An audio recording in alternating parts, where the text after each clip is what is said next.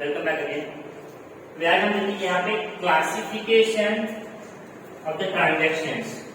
जैसे कि आपका बेसिक का दूसरा लेक्चर रहेगा। यहाँ पे आपको यहाँ पे मैं कुछ ऐसे आइटम्स बता दूंगा अकाउंट्स की, उसको आपको क्लासिफाई करना है। क्लासिफिकेशन मतलब क्या रहेगा कि आपको बताना है कि वो किस कैटेगरी में जाएगा।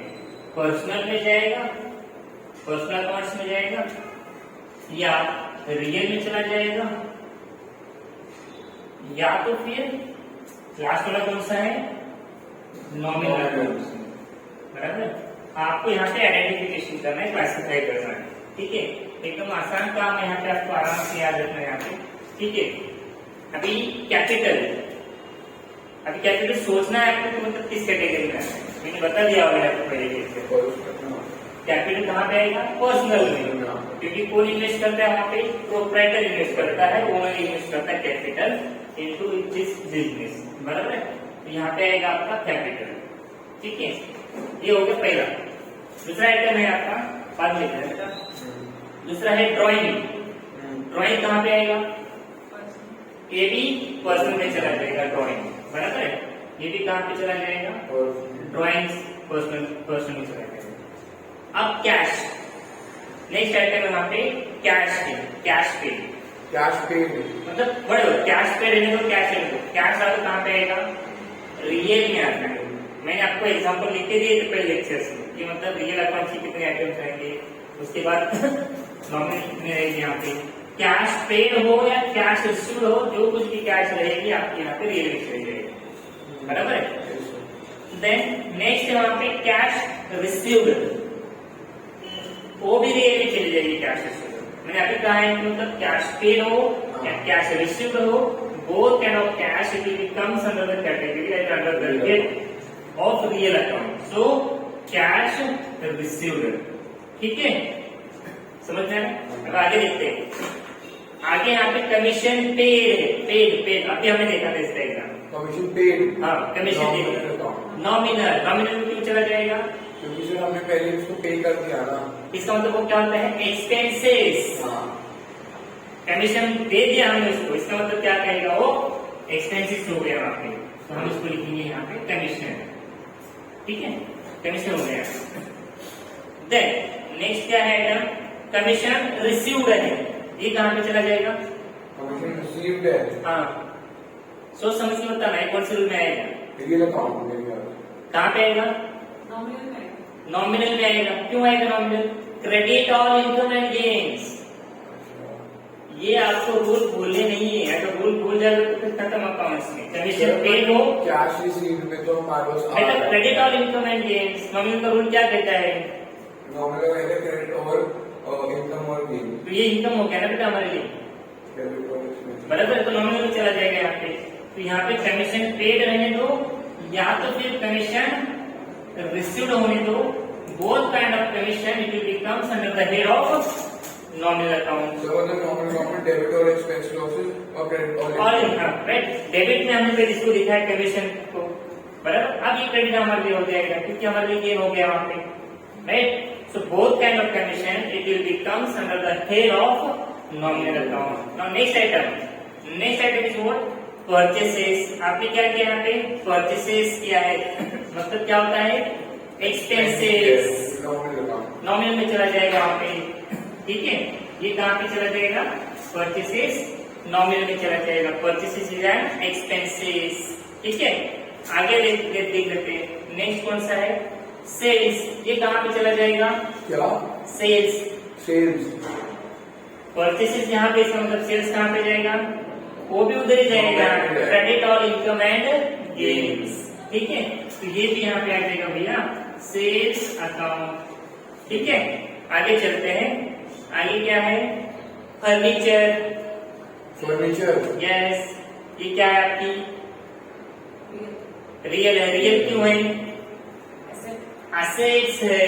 असेट्स मतलब कौन सी भी टैंजिबल असेट्स होती है, तो डायरेक्टली टैंजिबल हो या इनटैंजिबल हो, both kind of assets it will becomes under the head of real account. Furniture, building, land, machinery, right. उसके बाद computer, vehicle, equipment, these are the your fixed assets. And it will becomes under the head of real account, that is called as furniture. यहाँ पे आ जाएगा भैया furniture account आएगा यहाँ पे real में, ठीक है।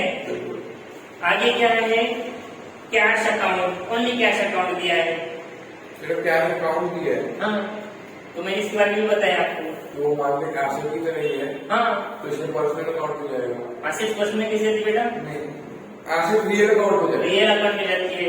मैंने आपको पहले ही बोला है असेट्स और प्रॉपर्टी अगर होती है तो आंख बंद करके कहाँ पे लिखना है आपको, रियल में। एक्सपेंसेस होते हैं, इनकम होता है, कहाँ पे लिखना है आपको, आंख बंद करके नॉमिनल में लिखना है। किसी भी बंदे का नाम दिखाई देता है या किसी कंपनी का नाम दिखाई देता है, कहाँ पे चला जाएगा, पर्सनल में चला। सिंपल टिक्स याद रखना आपको यहाँ पे, ज्यादा रॉकेट साइंस की तरह सोचना नहीं आपको वहाँ पे। तो कैश कहाँ पे आ जाएगा, यहाँ पे कैश अकाउंट यहाँ पे आपका रियल में चला जाएगा, ठीक है। उसके बाद क्या है, बैंक अकाउंट। बैंक अकाउंट कहाँ पे आएगा, ये बैंक अकाउंट को मैंने अभी तो रियल अकाउंट। हाँ रूल क्या क्या कहते हो भैया, लेक्चर बोल के पहले लेक्चर। रियल अकाउंट से देखिए, बैंक है वो, बैंक बैंक से कहाँ पे जाएगा, पर्सनल में जाएगा, क्योंकि वो आर्टिफिशियल पर्सन है। ओ हाँ, ऐसे बोलेगा तो कैसे चलेगा भाई। Bank account, there are two types of person, natural and artificial person. तो ये आर्टिफिशियल पर्सन में चला जाएगा। बैंक अकाउंट वाले एसेट की तरह नहीं, उसमें एसेट नहीं होता बेटा, ये हम पर्सनल होता है, आर्टिफिशियल पर्सन है। इसको हमने लॉ से बनाया और इसको, ठीक है। मैंने इसका जो टर्म्स है मैंने आपको पहले लेक्चर में ऑलरेडी एक्सप्लेन किया हुआ है, ठीक है। उसके बाद क्या है वहाँ पे, बैंक डेटर्स। डेटर्स मतलब कौन थे, कस्टमर। कस्टमर मतलब कहाँ पे चलेंगे, आपके होते हैं नेचुरल में आते हैं, तो आपको उसमें होना है। यस यहाँ पे लॉजिक लगाना है इसमें, अकाउंट में लॉजिक लगाना है कि भाई ये किस हेड में आता है, कि भाई असेट्स है, प्रॉपर्टीज है, एक्सपेंसेस है, राइट। नाम है किसी का भी नाम, मैंने अभी भी बोला है, किसी का भी नाम, नेचुरल पर्सन मतलब इंसान का नाम हो, कंपनी का नाम हो, बैंक का नाम हो, कुछ भी नाम होता है, आंख बंद करके आपको यहाँ पे पर्सनल पोस्ट करना है यहाँ पे, ठीक है। किसी को कहते हैं क्लासिफिकेशन, जब तक आपको क्लासिफिकेशन समझ में नहीं आता है तब तक रूल्स अप्लाई कैसे करते हैं समझ नहीं आता है, ठीक है। आगे देखते थे हम वहाँ पे creditors account. Creditors account, creditors कहाँ पे चले जाएंगे, क्रेडिटर्स क्या है मैंने अभी भी बताया था, वो भी ये नहीं है। कहाँ पे जाएंगे क्रेडिटर्स, पर्सनल में जाएंगे। पर्सनल में जाएंगे, क्योंकि क्या वो हमारे लिए सप्लायर्स होते हैं, मतलब जाहिर सी बात है नेचुरल पर्सन ही होते होंगे, बराबर। तो ये डेटर्स यहाँ पे आएंगे और क्रेडिटर्स भी यहाँ पे आएंगे पर्सनल अकाउंट्स में, ठीक है। ये सारी लिस्ट आपको है ना याद रखना है, आराम से याद रखना है, ठीक है। आगे चलते हैं, डेटर्स के बाद क्रेडिटर्स हो गए, क्रेडिटर्स के बाद है अभी अपने यहाँ पे travelling expenses. Travelling expenses, Yes. तो हमारे एक्सपेंस में आएगा वो nominal account. Yes exactly, travelling expenses. Travelling expenses ये कहाँ पे आ जाएंगे, नॉमिनल में आ जाएंगे। मैंने आपको पहले बोला है एक्सपेंसेस होते हैं, लॉसेस होते हैं, तो सीधा आपको नॉमिनल में लिखना है। इनकम होता है या फिर गेन होता है, सीधा आपको यहाँ पे नॉमिनल में ही लिखना है, ठीक है। आगे चलते हैं, गुडविल। गुडविल क्या है यहाँ पे, अपनी इंटेंजिबल एसेट्स होती है। इंटेंजिबल होती है तो वो रियल में आएगी। इंटेंजिबल किसी भी टाइप की एसेट्स होती है, चाहे वो टेंजिबल हो चाहे वो इंटेंजिबल हो, कहाँ पे आएगी वो, आपके रियल अकाउंट्स में आ जाएगी, ठीक है। कहाँ पे आ जाएगी वो, रियल अकाउंट्स में आ जाएगी। Classification of accounts is very very important part of the account, because until and unless you are not able to classify the accounts, then till that time you are not able to apply the rules of accounts. And once you got it idea where to apply the rules with the classification of accounts, then accounts will understand easily. Okay. ये सब steps होते हैं यहाँ पे, आपको पहले ये identify करना है कि मतलब ये है क्या एग्जैक्टली, कि एक्सपेंसेस है, लॉसेस है, इनकम है, गेन्स है, ये सारी चीजें आपको यहाँ पे आइडेंटिफाई करेंगे, ठीक है। आगे देखते हैं वहां पे पेटेंट। ये भी क्या है, पेटेंट आपका वही आता है, इंटेंजिबल एसेट्स है, ये भी रियल में ही चला जाएगा, ठीक है। नेक्स्ट है आपका item salary account. Salary account. Salary credit कर दिया इसका मतलब आपने। तो वो हमारे गेन की तरह ही हुई। तो बेटा हमने सैलरी दे दी। अगर मैं यहाँ पे स्टाफ रखता हूँ अपने क्लासेस में, जो टीचर रखता हूँ, टीचर लोग मुझे सैलरी देंगे कि मैं टीचर को सैलरी दे दूंगा? आप मैं सैलरी दे दूंगा, टीचर थोड़े ना मुझे सैलरी दे देंगे। आप एक्सपेंस में आ गए। मेरे पॉइंट ऑफ व्यू से क्या हो जाएगा, वो एक्सपेंसेस में आ जाएगा, तो नॉमिनल में चला जाएगा। बिल्कुल आपको सैलरी मिल रही है उसके लिए। ना बेटा, ये बिजनेस में को कहाँ से सैलरी मिलेगा? बिजनेस में पे करेगा ना। हम बिजनेस की पॉइंट ऑफ व्यू से ये ऑब्वियसली हमें हमेशा बिजनेस की अभी क्या होता था, मैंने अभी भी लिख के दिया था, सैलरी पेड रहा तो फिर नॉमिनल चला जाएगा, और आउटस्टैंडिंग और पेड रहेगा तो फिर पर्सनल में जाएगा। आउटस्टैंडिंग सैलरी, ठीक है। देन उसके बाद है आपका यहाँ पे इंश्योरेंस। इंश्योरेंस मतलब एक्सपेंसेस होते हैं, एक्सपेंसेस नॉमिनल नॉमिनल चले जाएंगे यहाँ पे इंश्योरेंस, ठीक है। इंश्योरेंस कहाँ पे चले जाएंगे, नॉमिनल में चले जाएंगे। आगे next bad debts return of, मतलब बैड डेट्स का मतलब क्या होता है, irrecoverable amount from the customer. मतलब क्या हो गया, वो लॉस हो गया। लॉस हो कहाँ पे चला जाएगा, नॉमिनल में चला जाएगा, बराबर है। बैड डेट्स रिटर्न ऑफ, बराबर है। अब अभी हमने बैड डेट्स रिटर्न ऑफ मतलब लॉसेस हो चुके हैं, राइट, मतलब रिटर्न ऑफ करना मतलब डिडक्ट कर देना, बराबर है। अभी कभी कभी क्या होता है ना, हम सोच लेते हैं कि भाई आपने हमारा ये पैसा वापस आने के चांसेस है ही नहीं, तो हम उसको बैड डेट्स मानते हैं। बट कोई कोई लोग ईमानदार भी होते हैं, भले 2 साल के बाद भी क्यों ना हो, वो क्या करते हैं, रिटर्न कर देते हैं। हमने पहले क्या क्रेडिट कर दिया था, क्या एड कर दिया था, बैड डेट्स हो गया। बट जब बराबर है तो बाद में उन्होंने हमें पैसे वापस दिया, वो क्या हो जाएगा, बैड डेट्स रिकवर्ड हो जाएगा। बैड डेट्स रिकवर्ड, ये कहाँ पे चला जाएगा, नॉमिनल में चला गया, मतलब बराबर है। मतलब हमने क्या पूरी आशा छोड़ दी थी कि भाई इसके पास से पैसे आने के चांसेस बिल्कुल भी नहीं है, तो उस टाइम हमने बताया कि भाई ये हमारा बैड डेट हो चुका है। आपने लिखा bad debt return of, WRITT return of, बराबर है। अभी हम क्या लिखेंगे, बैड डेट्स रिकवर्ड, गेन में आ जाएगा ये नॉमिनल, बैड डेट्स रिकवर्ड, समझ गए। हाँ। अब संदीप अकाउंट कहाँ पे आएगा, संदीप अकाउंट, तो वो आपका आर्टिफिशियल में ही आ गया, तो आपका पर्सनल में। मैं आर्टिफिशियल हूँ, नहीं, संदीप अकाउंट, हाँ इंग्लिश में संदीप अकाउंट आपका नेचुरल में आएगा। हाँ भाई, मेरे को आर्टिफिशियल मत नहीं, संदीप अकाउंट संदीप आपका मुझे की तरह, मतलब मेरा बुद्धि नहीं है, मैं जिंदा है, मतलब जीता जाता है इंसान हूँ, बराबर है। यहाँ पे क्या है भैया, ये जाएगा संदीप अकाउंट, बराबर है। तो वो आपका अकाउंट है, तो नेचुरल है बेटा, यहाँ पे तुम्हारा क्या हो सकता है यहाँ पे, नाम मैंने पहले बोला है किसी भी नेचुरल पर्सन का नाम होता है तो जो यहाँ पे मुगल, या तो फिर किसी भी कंपनी का नाम होता है, बैंक का नाम होता है, वो कहाँ पे चला जाएगा, आर्टिफिशियल में चला जाएगा, बराबर है। तो और कुछ चीजें जैसे हम यहाँ पे मिलेंगे यहाँ पे। चलिए मशीनरी अकाउंट कहाँ पे आएगा, मशीनरी अकाउंट, मशीनरी क्या होती है आपके लिए, एक्सपेंसेस और क्या होते हैं, नॉमिनल, हाँ वो हमारा एक्सपेंसिव हो गया ना, हाँ मशीनरी एक्सपेंसिव हो गया ना, तो नॉमिनल बेटा रिवाइज नहीं कर रहे हो। मशीनरी में उसी दिन बोला था, प्रॉपर्टीज होती है, असेट्स होती है, लॉन्ग टर्म असेट्स होती है, तो रियल में आ जाएगा। ये सब याद रखना पड़ेगा बेटा, उसके बाद अकाउंट समझ में नहीं आएगा, ये सब रटना पड़ता है स्टार्टिंग में, उसके बाद अकाउंट समझ में नहीं आएगा, क्योंकि ये सब आप जब तक ये समझ में नहीं आएगा, मतलब ये एक्सपेंसेस है, लॉसेस है, एसेट्स है, तब तक आपको कुछ भी अकाउंट समझ में नहीं आएगा।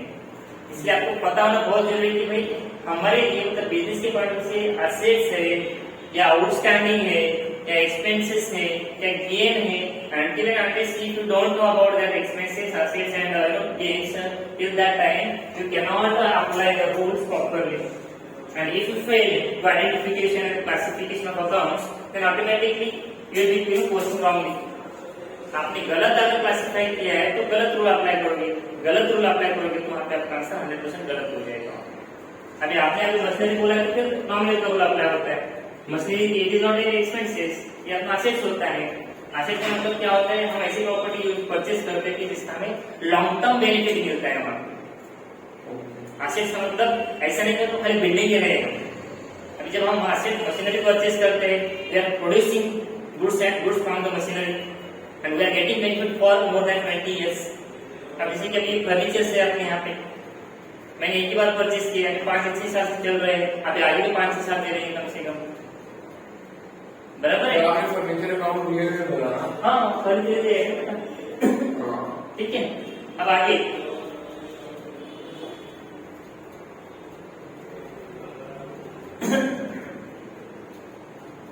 स्टॉक कहाँ पे आएगा? स्टॉक वो भी आपका एक्शन में ही आता है। एसेट्स में आते तो कहाँ पे आएगा? Real account. रियल अकाउंट में आ जाएगा। तो ये इसे आपको आइडेंटिफिकेशन करना चाहिए बेटा, ठीक है।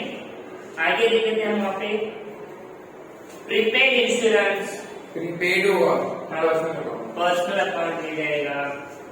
आउटस्टैंडिंग या फिर प्रीपेड होता है तो वो पर्सनल इंश्योरेंस जाएगा। प्रीपेड इंश्योरेंस नेक्स्ट आइटम है आपका वहाँ पे ट्रेडमार्क वो आपका उसमें होता है, क्या बोलते हैं, वो आएगा आपका इंटेंजिबल होता है। आराम से बताना बट सही बताना। रियल इंटेंजिबल मतलब क्या होता है बेटा? इंटेंजिबल जैसे हमारा हो गया जिसको हम टच नहीं कर सकते, ट्रेडमार्क, देख नहीं सकते, कॉपीराइट, गुडविल, बराबर देख नहीं सकते हैं, स्मेल भी नहीं कर सकते हैं। हाँ but you can measure in the terms of money, उसको पैसे में हम टर्म्स मेजर कर सकते हैं, ठीक है। तो ये हो गया यहाँ पे आपका पेटेंट। यहाँ पे आपकी ब्रांड वैल्यू भी आ गई है। Yes patent. उसके बाद है यहाँ पे आपका टाटा स्टील कंपनी लिमिटेड, वो आपको आर्टिफिशियल में आता है, तो आर्टिफिशियल पर्सनल में जाएगा। Tata company limited, right. आगे नेक्स्ट आपका क्या है भैया? हरियाणा एजुकेशन बोर्ड, आपका आर्टिफिशियल में जाएगा तो पर्सनल अकाउंट, इसमें जाएगा आर्टिफिशियल को पर्सनल अकाउंट, ठीक है, पर्सन में जाएगा वो भी, बराबर है। आर्टिफिशियल पर्सन यहाँ पे क्या नाम था उसका? वहाँ पे हरियाणा एजुकेशन बोर्ड था, यहाँ पे हरियाणा एजुकेशन बोर्ड था यहाँ पे, ठीक है। Next Shri Ram college of commerce, वो आर्टिफिशियल का वो भी आर्टिफिशियल में चला जाएगा, बराबर है। वो भी कहाँ पे चला जाएगा? पर्सनल में चला जाएगा, बराबर है। उसके बाद कंप्यूटर, कंप्यूटर रियल में जाएगा, एसेट होती है, है। बराबर है। कंप्यूटर यहाँ पे जाएगा, कंप्यूटर हो या लैपटॉप हो, या भैया कंप्यूटर और लैपटॉप हर महीने में चेंज करते हैं क्या? नहीं। Once you purchase will be used for more than 5-10 years until unless your computer and the laptop is not working properly. जब तक वो अच्छा काम नहीं करता है तब तक हम उसको चला ही लेते हैं, बराबर। इसलिए मेरा लैपटॉप में कम से कम 10 साल हो गया, उसको मैंने एक्टिव किया ही नहीं। मतलब क्या है? लॉन्ग टर्म एसेट्स होती है वहाँ पे, फिक्स एसेट्स होती है वहाँ पे, ठीक है। आगे देख लेते हैं हम यहाँ पे डिस्काउंट अलाउड, हमने दूसरे को डिस्काउंट दे दिया, हाँ एग्जैक्टली। हमारा लॉस होगा तो आग बंद करके कहाँ पे लिखना है? नॉमिनल में लिखना है यहाँ पे। इसे हम क्या कहेंगे? Discount allowed. क्या कहेंगे? डिस्काउंट अलाउड, मतलब हमने दूसरे को डिस्काउंट अलाउ कर दिया वहाँ पे। मतलब जहाँ पे ये 100 रुपए का पेन था, हमने उनको 80 रुपीज में बेचा, इसका मतलब हमारे लिए लॉस हो गया, ठीक है। Debit all expenses and losses, ये रूल आप याद रखते हैं वहां पे, ठीक है। Then carrier inward, carrier inward, carrier inward मतलब जब आपने गुड्स परचेज किए थे सप्लायर के पास से, आते समय आपने कुछ एक्सपेंसेस कर दिए, तो एक्सपेंस हो गया तो आपको नहीं है। मैंने क्वेश्चन में आंसर बता दिया आप लोगों को वहां पे, बराबर है। तो यहाँ पे आएगा कैरियर इनवर्ड, ठीक है। यहाँ तक समझ में आया? सब समझ में आया?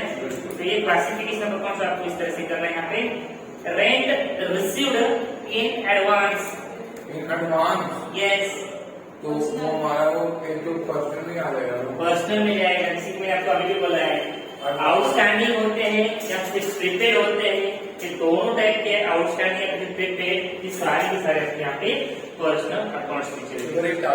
रिसीव्ड इन एडवांस पहले ही आ गया, हाँ मतलब प्रीपेड हो गया बेटा, इन एडवांस मतलब प्रीपेड हो गया। तो मैं वो कहीं ना कहीं ना गेम हाँ, ये नहीं हो सकता है, ये नहीं हो सकता है। तो भी कभी ना कभी तो खेलना ही उसको अकाउंटिंग टर्म्स के पॉइंट ऑफ व्यू से उसको असेस माना जाता है। क्योंकि जैसे कि हम मान लो मोबाइल का जो बैलेंस होता है हमारा, हम पहले बैलेंस डाल देते हैं, उसके बाद हम पूरा महीना उसको एंजॉय कर देते हैं, बराबर है। हाँ, अभी स्टार्टिंग में वो हमारे एसेट कहलाएगा, बट जब मंथ खत्म हो जाएगा तब उसके बाद क्या हो जाएगा, वो एक्सपेंसेस हो जाएगा। वो कैसे, टेलीफोन बिल पेड हो जाएगा बाद में, बराबर है। पेड किया इसका मतलब एक्सपेंसेस माने जाएंगे बाद में। जब आपका महीना पूरा हो जाएगा, जब आपका उसका यूटिलाइजेशन पूरा हो जाएगा, तब वो क्या माना जाएगा, वहाँ पे वो आपका एक्सपेंसेस माना जाएगा। जैसे कि अभी ये जो आउटस्टैंडिंग होते हैं आपके एक्सपेंसेस, मतलब हमें मान लो ये हमारा अगर कुछ लास्ट मंथ का रेंट बाकी होता है मकान मालिक को देना, बराबर है, वो हमने यहाँ पे अभी फिलहाल के लिए आउटस्टैंडिंग लिखा गया, बट फ्यूचर में तो देना है ना, उसको देना तो है ना फ्यूचर में। जब हम देंगे तो वो क्या कहलाएंगे, तो वहाँ पे एक्सपेंसेस कहलाएंगे, फिर वो नॉमिनल में चले जाएंगे। समझ में आया? तो मतलब प्रीपेड क्या होता है, कभी कभी हमने हमारे स्टाफ लोगों को सैलरी एडवांस में दे दी, बराबर है। मतलब जब तक वो सैलरी लेवल नहीं होती है, इक्वल नहीं होती है, तब तक वो हमारे यहाँ पे काम करेंगे, बराबर है। जब उनका सैलरी इक्वल हो जाएगा, जितना हमने एडवांस दिया था उसके इक्वल हो जाएगा, तो बाद में क्या हो जाएगा, वो सैलरी अकाउंट में जाएगा, एक्सपेंसेस करके जाएगा। समझ में आ रहा है? तो थोड़ा सा इसमें आपको एक लॉजिक लग रहा है कि भाई वो क्या है सर, ठीक है। तो ये जो हमने देखा आज की ये लेक्चर में, कि पूरे के पूरे हमने यहाँ पे क्लासिफिकेशन ऑफ फाइनेंशियल अकाउंट देखा। ये सबसे इम्पोर्टेंट पार्ट है, क्योंकि इसी के बेसिस के ऊपर है ना आपको आगे जाके रूल्स अप्लाई करना है। अब कैसे में समझा, तो यहाँ पे आपको जरा ध्यान दे देना। यहाँ पे मान लो आपने अगर कुछ बिजनेस में कैपिटल इन्वेस्ट कर दिया है, राइट। अभी ये RIC हम देखेंगे यहाँ पे, रेड्डी इंस्टीट्यूट ऑफ कॉमर्स है, ये क्या है, आर्टिफिशियल कंपनी, ठीक है। RIC में संदीप सर ने क्या किया, वहाँ पे कैपिटल डाल दिया वहाँ पे। तो RIC में कैपिटल डाल दिया, इन्वेस्ट कर दिया, इसका मतलब क्या होता है, यहाँ पे संदीप सर ने RIC में 1 लाख रुपए इन्वेस्ट किया, इसका मतलब RIC में क्या आ गया, वहाँ पे फिर कैश आ गई, बराबर है। तो किसने दे दिया वहाँ पे, संदीप सर ने। पहले हमने बोला है कि भैया अगर ओनर ने बिजनेस में एसेट्स लेके आया है, फिर कैश लेके आया है, तो उसे हम क्या कहेंगे, कैपिटल कहेंगे। When the amount cash at the goods at the stock is brought by the proprietor, the owner, into the business, that is called as capital. ठीक है, तो हम इसको कहेंगे कैपिटल अकाउंट कहेंगे। अभी भाई ये हमने क्या है ना क्लासिफिकेशन कर दिया। अभी रूल अप्लाई करना है इसमें। कैश अकाउंट किसमें आता है, रियल में आता है। रियल में आता है तो हमने यहाँ पे रियल लिखा है, यहाँ पे सामने रियल लिखा हमने सामने। कैपिटल कहाँ पे आता है, पर्सनल में आता है, पर्सनल में आता है। समझ में आ रहा है? तो अभी हमने क्या किया ना, कैश अकाउंट ऊपर लिखा है, राइट। कैश अकाउंट हमने टॉप में लिखा है यहाँ पे। तो जब आपने टॉप में लिखा है तो आपको ये याद रखना है, debit what comes in, credit what goes out. ये हमारा रियल का रूल है, राइट। पर्सनल का लिखते हैं यहाँ पे, debit the receiver, credit the giver. ये किसका रूल है यहाँ पे, पर्सनल का है, राइट। अभी किसका रूल किया यहाँ पे, नॉमिनल का, डेबिट और एक्सपेंसेस एंड लॉसेस, क्रेडिट और इनकम एंड गेन्स। ठीक है। आप देखो यहाँ पे याद रखना, आपने जो क्लासिफिकेशन किया है ना बेटा, ध्यान देना, ये कैश अकाउंट हमने ऊपर लिखा है, बराबर है, बिजनेस के पॉइंट ऑफ व्यू से। तो ये रूल याद रखना है, रियल का कैश अकाउंट अभी ऊपर लिखा है, तो ऊपर का रूल आपको debit what comes in. So what comes in RIC, cash comes in, बराबर है ना। कैपिटल हमने नीचे लिखा है, हमने कैपिटल अकाउंट नीचे लिखा है, बराबर है। आप ये रूल हो जाएगा यहाँ पे, पर्सनल का नीचे का रूल अप्लाई करना है। Who is the giver, Sandeep sir is the giver, नीचे कर दो। बराबर है। आपको सिंपल सी बात याद रखना है, आपने जैसे लिखा है क्लासिफिकेशन जैसे किया है ना, वैसे ही उसको रूल अप्लाई करना है, डेबिट का और क्रेडिट का। सिंपल सी बात है यहाँ, बराबर। और एक चीज बताता हूँ, यहाँ पे आपने फर्नीचर परचेज किया कैश में, फर्नीचर परचेज फॉर ₹10,000, मतलब आपने फर्नीचर परचेज कर दिया है, ठीक है। तो आप यहाँ पे लिख लीजिए ट्रांजेक्शन फर्नीचर परचेज, ऐसा लिखेंगे फॉर कैश, ये रही आपकी transaction. Furniture purchase for cash, ये रही आपकी ट्रांजेक्शन। अब मुझे क्लासिफिकेशन करके देना बेटा बिजनेस के पॉइंट ऑफ व्यू से, क्लासिफिकेशन करो बिजनेस के पॉइंट ऑफ व्यू से, बिजनेस के पॉइंट ऑफ व्यू क्लासिफाई करो। Furniture purchase for cash, for cash, हाँ, मतलब हमने फर्नीचर लिया और कैश लिया। हाँ, तो हमारे पास फर्नीचर आया, हाँ, मतलब पहले क्या था लिखा नहीं, water it comes into the business debited, बराबर। पहले आएगा आपका यहाँ पे फर्नीचर अकाउंट्स आएगा वहाँ पे, बराबर। कौन सा है यहाँ पे, फर्नीचर अकाउंट आएगा पहले, और इमीडिएटली हमारे पास क्या चली गई वहाँ पे, कैश चली गई, बराबर है।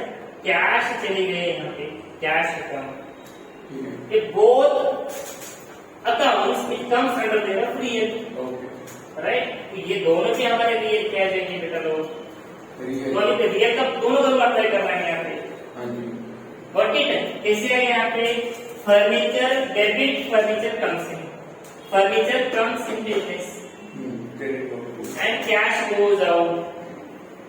एक साइड से फर्नीचर आया हमारे बिजनेस में, एक साइड से कैश चला गया, बराबर। ये सिंपल ट्रांजेक्शन था। अब मैं यहाँ पे क्या करता हूँ ना, यहाँ पे मैं लिख देता हूँ, स्टेटमेंट चेंज कर देता हूँ, फ्रॉम सिद्धार्थ। आप बता देना भाई मुझे, मैंने RIC में फर्नीचर परचेज किए सिद्धार्थ से, तो मतलब उधार लिए हैं, तो RIC रिसीवर बन जाएगी क्योंकि उसको परचेज नहीं, RIC में तो फर्नीचर आ ही रहा है ना ऑटोमेटिक, बराबर है। तो किससे लिया हमने, सिद्धार्थ से उधार लिया है। जब भी किसी बंदे से हम क्रेडिट पे लेते हैं या तो फिर क्रेडिट पे देते हैं कुछ भी चीज, क्रेडिट लिया था, आप कैश नहीं लिया, कैश नहीं लिया, उधार लिया। तो अभी RIC के बारे में देखना सबसे पहले, अभी RIC के पास क्या हो रहा है, यहाँ पे फर्नीचर आ रहा है, यहाँ पे फर्नीचर अकाउंट नहीं है यहाँ पे, और उसके बाद Siddharth account, Siddharth account, Siddharth account क्योंकि सिद्धार्थ सर ने उधार लिया है यहाँ पे, ठीक है। फर्नीचर किसमें चला जाएगा, रियल में, सिद्धार्थ किसमें चला जाएगा, पर्सनल में चला जाएगा। अभी फर्नीचर का डेबिट का रूल अप्लाई करना है RIC के पॉइंट ऑफ व्यू से, what comes in, furniture comes in, who is the, Siddharth जो है ना पर्सनल है, पर्सनल है, पर्सनल का नीचे का रूल देखना है आपको, मैंने आपको पहले बोला है, ये क्लासिफिकेशन सबसे इंपॉर्टेंट है। क्लासिफिकेशन अगर आपने प्रॉपर किया होगा ना, अगर आपने फर्नीचर ऊपर लिखा है तो रियल लिखा है यहाँ पे, ऑब्वियसली तो रियल लिखा है, तो फिर आपको रियल का डेबिट का रूल से याद रखना है। अगर आपने नाम नीचे लिखा है इसका मतलब पर्सनल अकाउंट है, तो पर्सनल का नीचे का रूल याद रखना है, क्रेडिट द गिवर, और तो इस तरह से आपको आइडेंटिफिकेशन करना है। सबसे इंपॉर्टेंट पार्ट जो है क्लासिफिकेशन करना बहुत इंपॉर्टेंट है, सबसे इंपॉर्टेंट पार्ट है, ठीक है। तो आज के इतना सफिशिएंट है, समझ में आ जाएगा, कोई दिक्कत है इसमें नहीं, चलो थैंक यू।